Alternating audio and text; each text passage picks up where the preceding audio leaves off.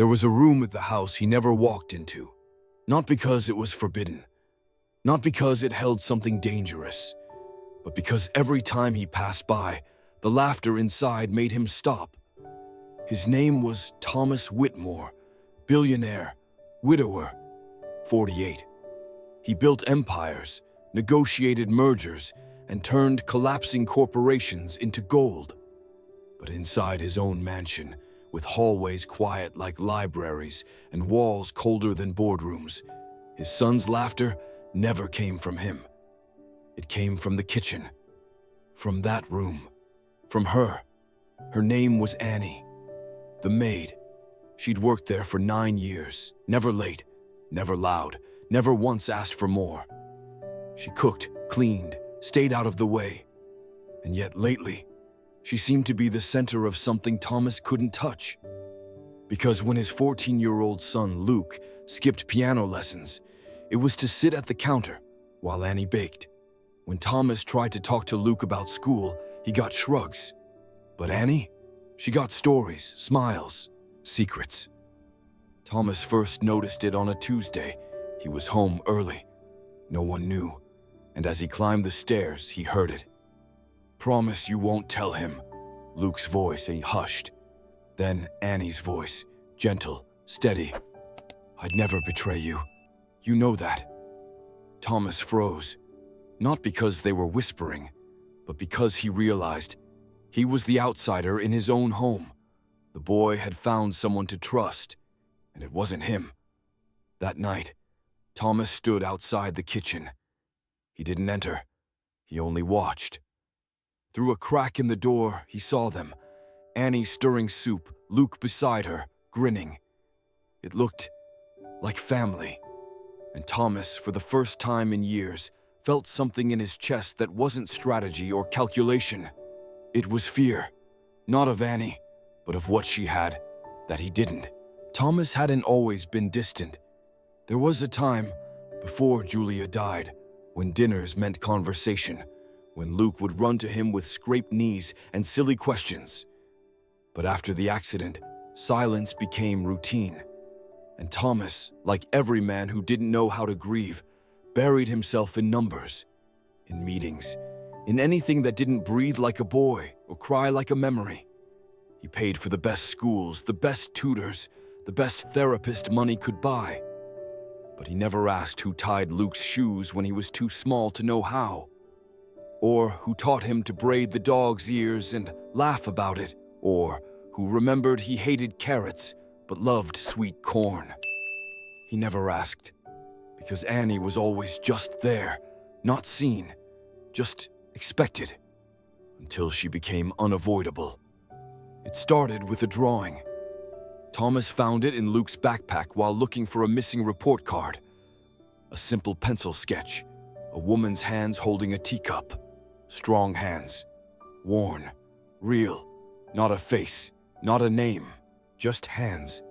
And underneath, scribbled in quiet cursive, "The only hands that ever listened." Thomas stared at it for a long time, not out of suspicion, out of something else, shame. The next morning, he watched them again, from the upstairs landing. Luke sat at the kitchen table, talking. Annie nodded, kneading dough. And in that moment, Thomas noticed something strange. She never interrupted him. She didn't try to fix his thoughts or make him sound smarter. She just listened, really listened, and Luke looked like he belonged.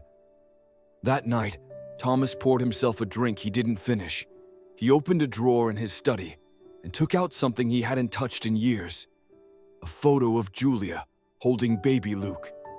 He remembered the day it was taken, the sunlight, the warmth, the way Julia had laughed when Luke sneezed into her scarf. And then he remembered Annie, quietly stepping forward, offering tissues. That had been her first month working there. She was always in the background. Until now. Now she was everywhere his son felt safe. Thomas set the photo down, looked toward the hallway. And for the first time in nearly a decade, he made a decision, not as a CEO, but as a father. He needed to know more about the woman raising his son from the shadows, even if that meant stepping into a room he had avoided for far too long. He told himself he was just curious. That's all. Not jealous, not threatened, not unraveling, just curious. So the next morning, Thomas left for work later than usual. He waited until Luke had gone to school, until the house fell into its weekday hush. Then he stepped into the kitchen, not like a man entering his own home, but like a stranger. Annie was at the sink, humming. Her back was turned. He stood there for a moment, silently. It struck him how little he knew the rhythm of his own kitchen, where the tea bags were, which drawer held the measuring spoons. Annie moved like someone who had memorized every creak in the floorboards. "Good morning, Mr. Whitmore," she said, without turning around. Not startled, not stiff, just aware. "Morning," he replied, voice lower than intended. "I thought I'd make coffee." She didn't laugh, didn't offer to make it for him. "Grounds are in the tin beside the stove," she said. "Filters in the drawer under the kettle." And just like that, he realized she'd waited for years for someone to ask where things were. But no one ever had. He fumbled with the machine, poured too much water, spilled some grounds. Annie said nothing, only kept washing dishes, sleeves rolled up to her elbows. Her skin was a map of small burns and healed overcuts. Hands shaped by work. He remembered the drawing, the only hands that ever listened. "Luke seems happy," Thomas said finally. "He's a good boy," Annie replied, calm. Thomas nodded. "He talks to you." She turned then, dried her hands with a towel. Children talk when they're heard. It wasn't meant as a rebuke, but it landed like one. He looked at her, really looked. There were lines near her eyes, a tiredness beneath her kindness. Not bitterness, just age and truth. "How long have you worked here?" he asked. 9 years. He nodded again, unsure what to say next. She saved him from the silence. "You're wondering why he comes to me," she said gently. "Why he tells me things he doesn't tell you." "I suppose I am." She folded the towel, set it down, then looked at him, not as a maid, not as someone beneath him, but eye to eye. "Because I never left the room when he cried." That night, Thomas couldn't sleep. He walked the halls of the house he'd filled with paintings, with luxury, with locked doors. And he realized something. He had built a palace, but Annie had made it a home. And somehow, without asking, she had become the one thing he couldn't buy. Someone his son trusted more than him, not because of wealth or blood, but because she stayed every day, every room, every moment that mattered. It started as something small, a glance through the kitchen doorway. Pausing on the stairs a moment longer, lingering at the edge of a conversation not meant for him. Thomas told himself it wasn't surveillance. He wasn't spying. He wasn't jealous. He wasn't afraid. He was simply trying to understand. But deep down, something bitter had begun to grow. Because every time Luke laughed in the kitchen, it reminded Thomas of how quiet their dinners had become. Every time Annie tied Luke's scarf, it reminded him of how many mornings he had missed, trapped behind frosted glass and phone calls. It wasn't Annie's fault. She hadn't asked for this bond. She had earned it. Quietly, slowly, with no expectation of thanks. But Thomas couldn't shake the feeling. His son was slipping further away, and he was watching it happen from behind invisible walls. One Thursday, he came home early. The sky was still pale with afternoon sun, the house unusually alive with sound. He heard music, laughter, plates clinking. He moved slowly, almost guiltily, toward the dining room. And there they were, Luke and Annie, sitting side by side at the small table by the window. A chessboard between them, half-eaten sandwiches, 2 mugs of cocoa. a scene warm enough to make the coldest man ache. Luke leaned his head briefly on Annie's shoulder, just for a second. She didn't flinch. She smiled, pressed her hand lightly against his hair. Thomas felt something seize in his chest. It wasn't rage, it wasn't jealousy, it was something lonelier than both. He walked away before they noticed him, back to his study, closed the door, and sat in the dark. That night, he didn't eat. Didn't return Annie's polite knock when she asked if he'd like something warmed up. He just sat and wondered. What kind of man loses his own son to kindness? And what kind of father never knew how to compete with love? He didn't know how to give. For the first time in years, Thomas remembered the night his wife died. The sterile hallway, the smell of antiseptic, the hush in the room when the machines went still. Luke had been 5, too young to understand death, too young to understand why his father cried once and then never again. And from that night on, Thomas had tried to be strong, unshakable, a fortress, but he hadn't realized. No one hugs a fortress.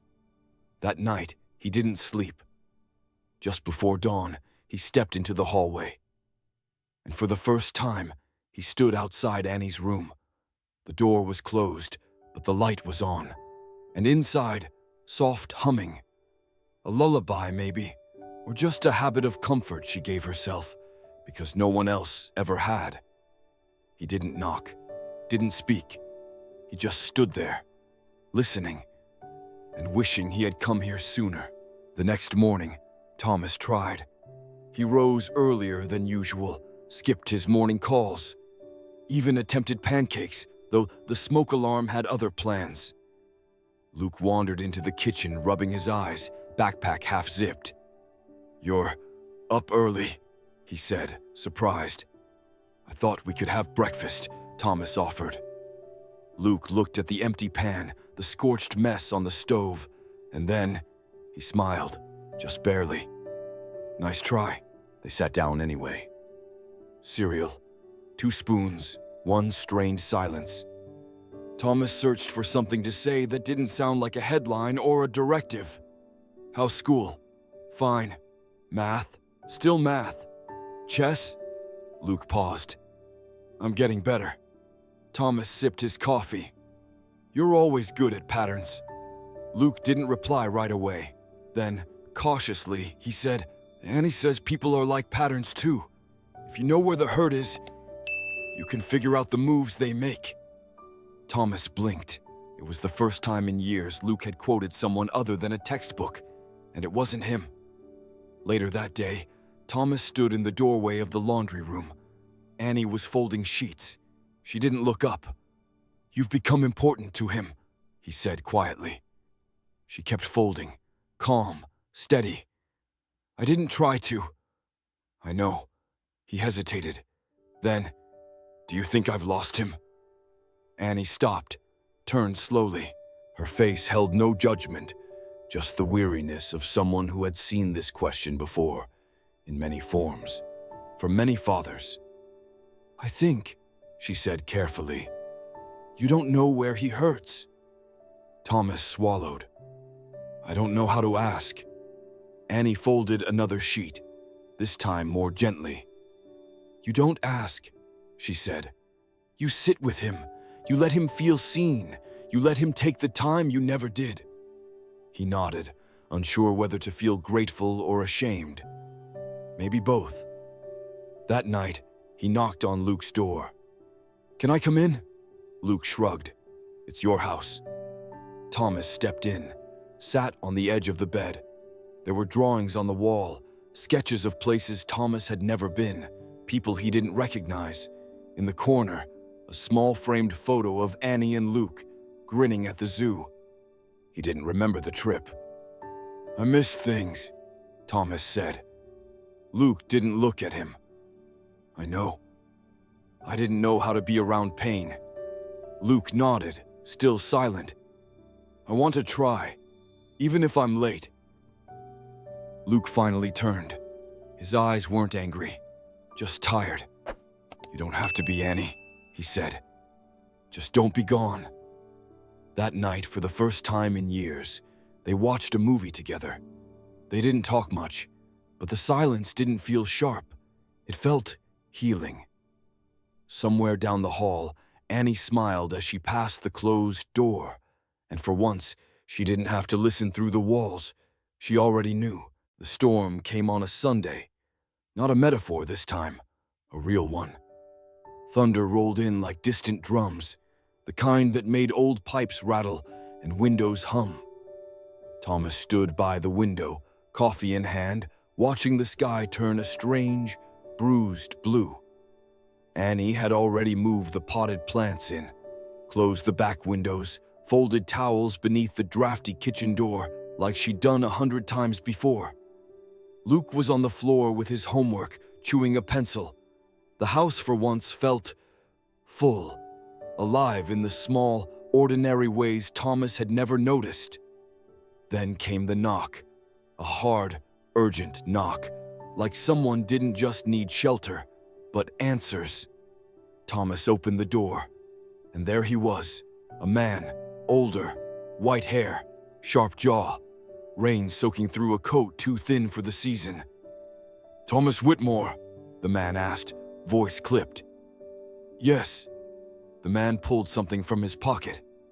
An envelope, worn edges, familiar seal. "I believe this belongs to the woman who works here," he said. "Annie Carter." Thomas froze. The name on the envelope, Margaret Whitmore, his late wife. He called for Annie. She came quietly, wiping her hands on a towel.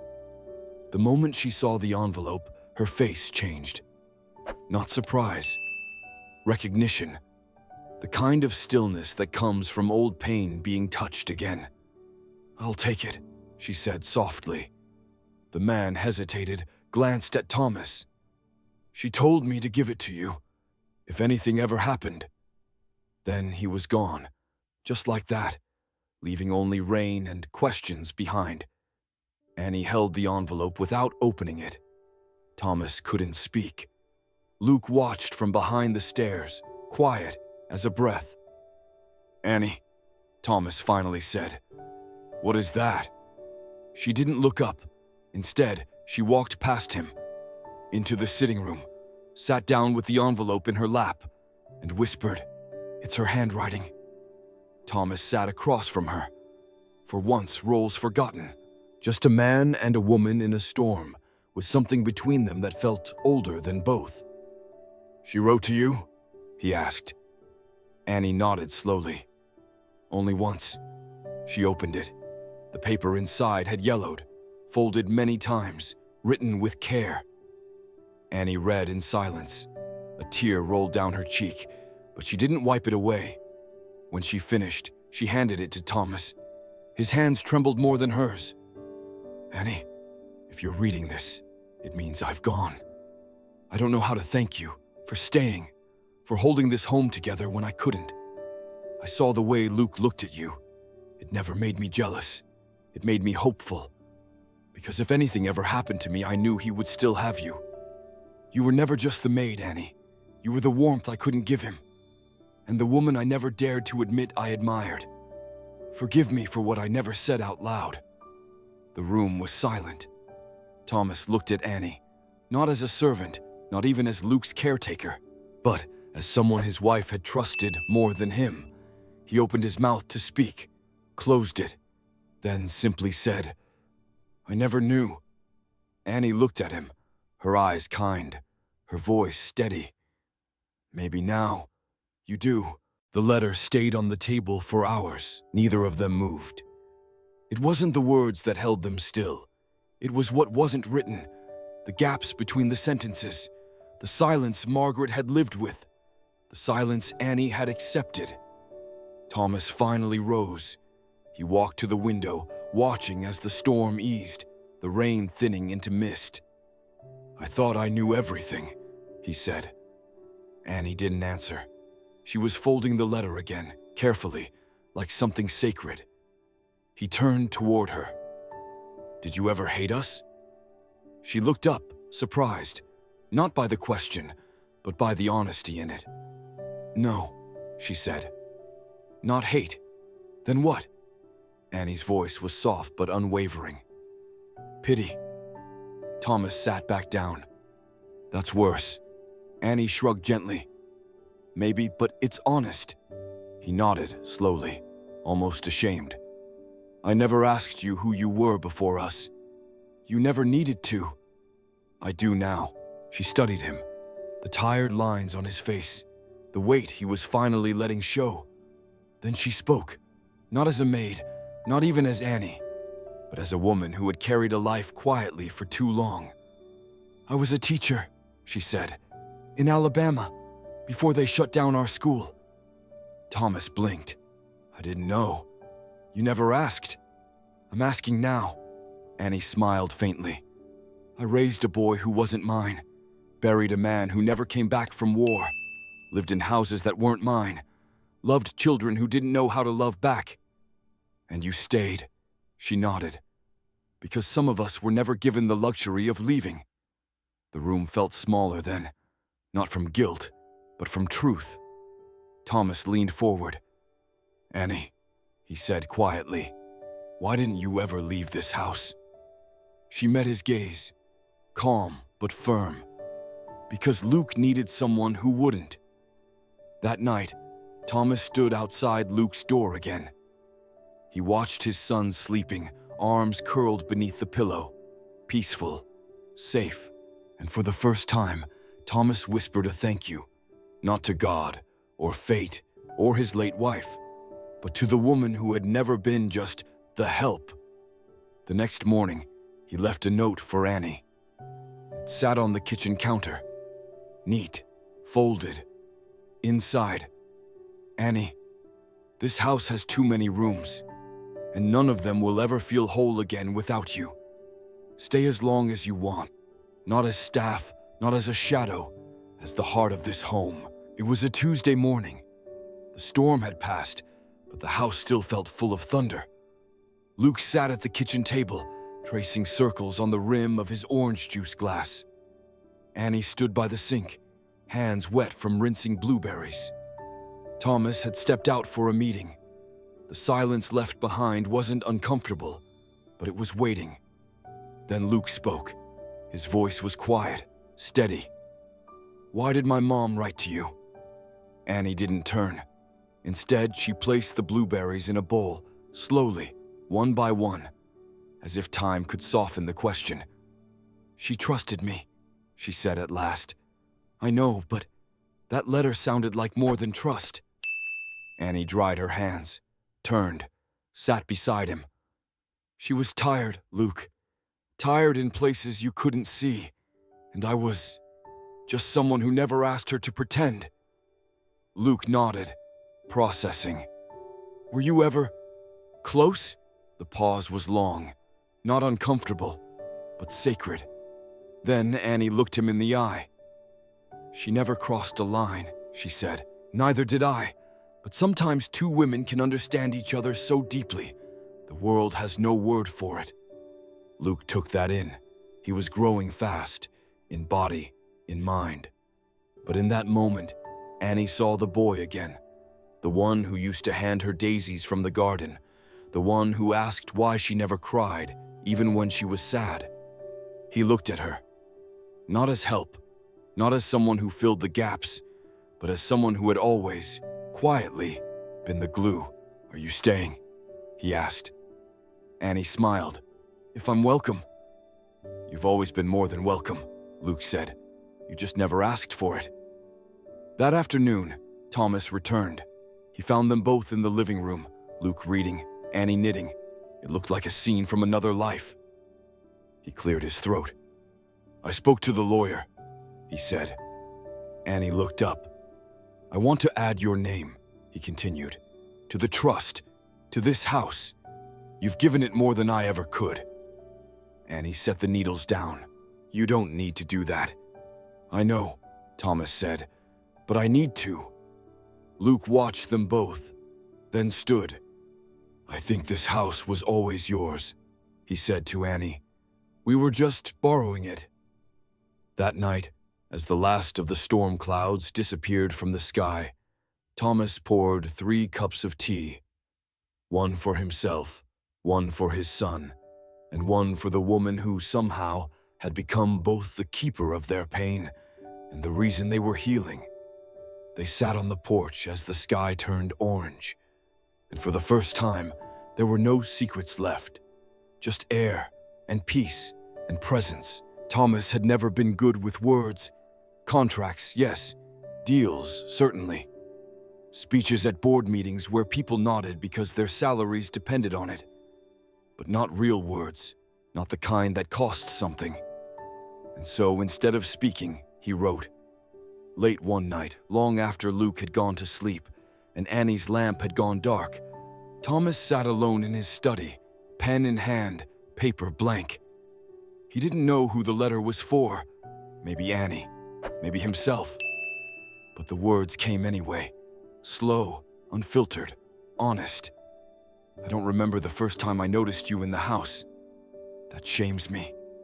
You were always there, quiet, steady, present, and somehow invisible until you weren't. I think I was scared, not of you, but of what you saw. You saw my son better than I did. You saw my wife when I couldn't reach her.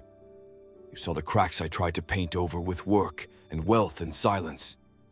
I don't know if I deserve the peace you've brought to this place, but I know I would be a fool to let it slip away again. This house, my life, is less without you in it, and I'm sorry it took me this long to say it. He folded the letter, didn't sign it, didn't need to. The next morning, Annie found it on the kitchen table. She didn't mention it. But when Thomas entered the room, there was tea already poured for him. And on the side of the cup, a single daisy, freshly picked. It wasn't forgiveness. It wasn't closure. It was something gentler. Like, welcome. That afternoon, Thomas took Luke to the bookstore. Just the two of them. He let his son choose any books he wanted, carried the bag, laughed at something Luke said, and didn't correct him. Later that night, he found Annie in the garden, the same garden she had once tended in silence. He walked over, rolled up his sleeves, dug his hands into the soil beside her. She glanced at him, amused. You sure about that tie? He looked down, still wearing his office clothes. He smiled, loosened the knot, and set the tie on a nearby stone. I think it's time I learned how to grow something. Annie passed him a trowel, said nothing. But her smile, that soft, knowing curve, said everything. It started with a knock, a girl from the high school asking if she could interview Annie for a class project. Something about local histories, about untold stories. Annie nearly said no. She wasn't interested in being someone's narrative. She had lived enough years as a background character in other people's lives.